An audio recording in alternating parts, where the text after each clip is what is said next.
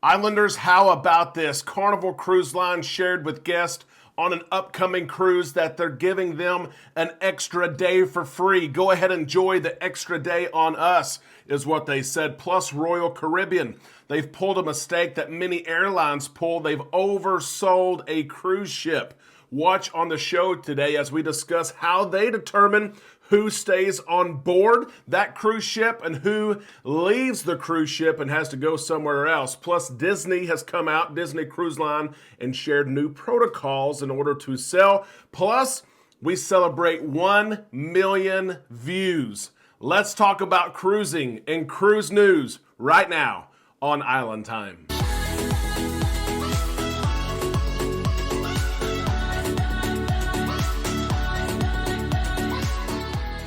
A big happy Monday to all you Islanders. It's the beginning of a new week, and I hope yours is off to a great start.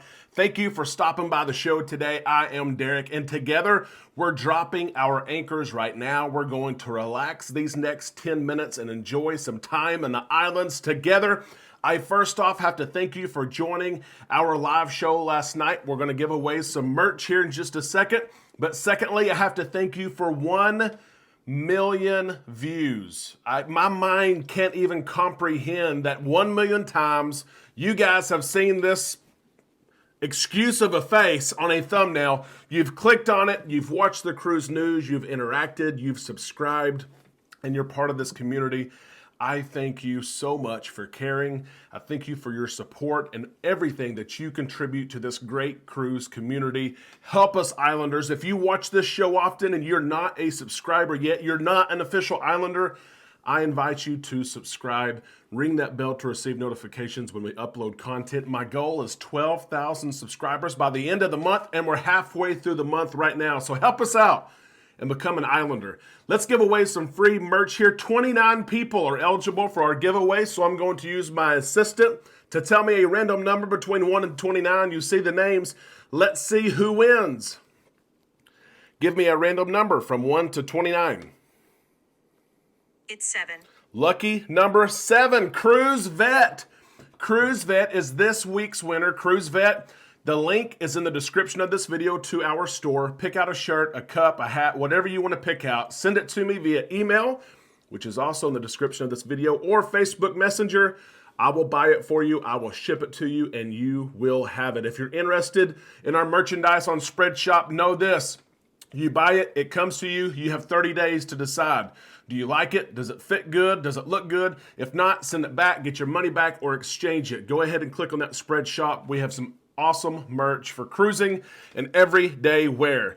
Let's get into cruise news. There's a lot going on. I don't know if we can top last week. There was so much that took place last week with changes in protocols and policies by cruise lines, but the news continues. You know that. Lucky Carnival Cruise Line guests are getting an extra night at sea on one upcoming cruise. The Carnival Splendor is returning to Australia, one of the last places that started cruising just a few months ago. Lucky guests booked on her are going to enjoy an extra day at sea. Cara Glamour, president of Carnival Cruise Line Australia, said this: the extension of this cruise is a thank you to our most dedicated guests, those who jumped at the opportunity to welcome Carnival Splendor back with our first passenger cruise in over 2 years. We can't wait to celebrate with them on board and welcome the return of fun to Aussie waters. Carnival will restart. We'll bring that Carnival Splendor back. It was going to be October the 2nd. Now it's going to be October the 1st. The interesting thing about this is the sailing was going to be a little 3-day sailing. It was going to be cruise to nowhere. You remember those? Now they're going to make a stop at Queensland. But do you remember those cruises to nowhere? They're illegal now in the United States, but so many people want them. There's a market to this cruising from nowhere. Of course, the U.S. government points to a couple different things. Beginning in 2016, the U.S. Department of Homeland Security, Customs and Border Protection started to crack down on these cruises to nowhere, and it was because of Genting Cruises, honestly, which is no longer in business. But it goes back to a Passenger Vessel Services Act of 1886. 1886 is the reason why We can't get on a ship and enjoy a cruise to nowhere. My question to you is, would you even be interested? Would you love a 3-day, Friday, Saturday, Sunday cruise? You go out, you're not going anywhere. You're not paying a port taxes to anyone because the ship's going to go out. It's going to go around the Gulf of Mexico. It's going to go out to the Atlantic. It's going to go off the West Coast to the Pacific. It's going to turn around and come right back. You're not going anywhere. The destination is the cruise ship itself. Did you ever take one?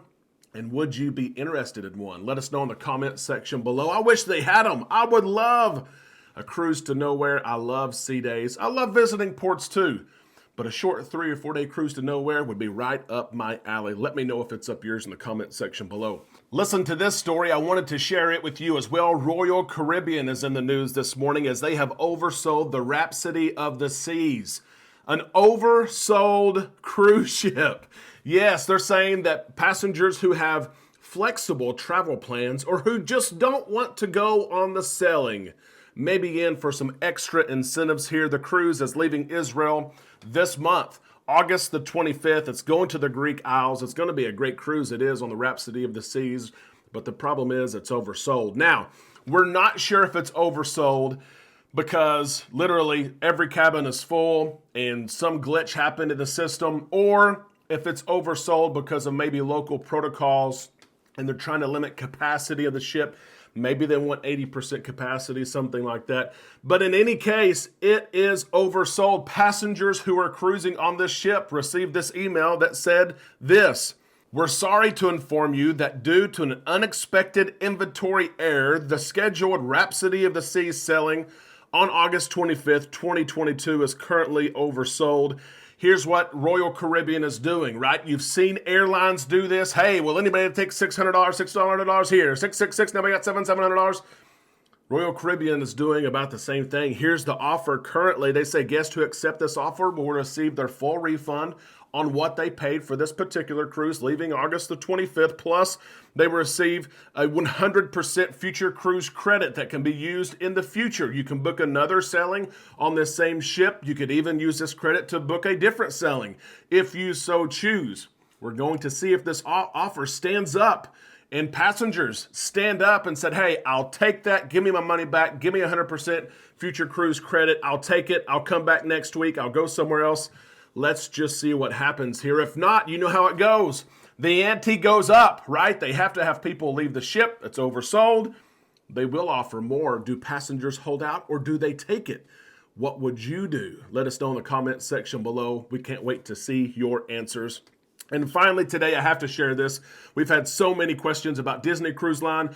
When are they going to change their policies and protocols regarding COVID-19? They've done that today. Here is their announcement. Currently, the cruise line requires that kids 5 and older be vaccinated. They're changing that age.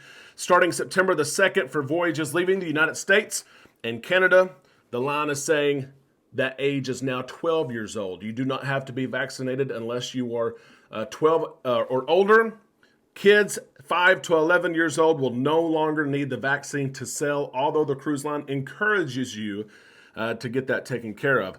Fully vaccinated guests on voyages leaving from the United States, they're going to have some flexibility on testing, but testing is still going to be here. You have to provide proof of a negative test result 1 or 2 days before you cruise, and if you do that and you upload it by midnight, you do not have to test at the terminal. Remember, Disney has been testing passengers at the terminal. Kids who are not fully vaccinated must provide proof of a negative COVID-19 test 1 to 3 days prior to the sail date. This should be a NAT test, a rapid PCR test, or a lab-based PCR. The guests will also have to test if they're unvaccinated at the terminal. So you still have to test before, you have to test at the terminal. Those are kids. Disney also has a recovery period. If you've had COVID the last 90 days, 11 to 90 days before your cruise, you can qualify as 90-day recovered. So check that out if you're sailing Disney and you've tested positive for COVID lately. That is the latest from Disney, Royal Caribbean, and Carnival. There's so much cruise news going on. We're going to be here all week. Of course, you know that. We hope that you interact with us. That comment section is below. It's waiting for you to type your answers to our questions today. Of course, look at the comment section below and you can comment on other people's comments as well. That's what a community is. Islanders, if you enjoyed the show today, please give it a thumbs up. That will put the show in front of other people who are looking for cruise news in a cruise community just like you. We hope you have a great week. We'll be back tomorrow right here on Island Time.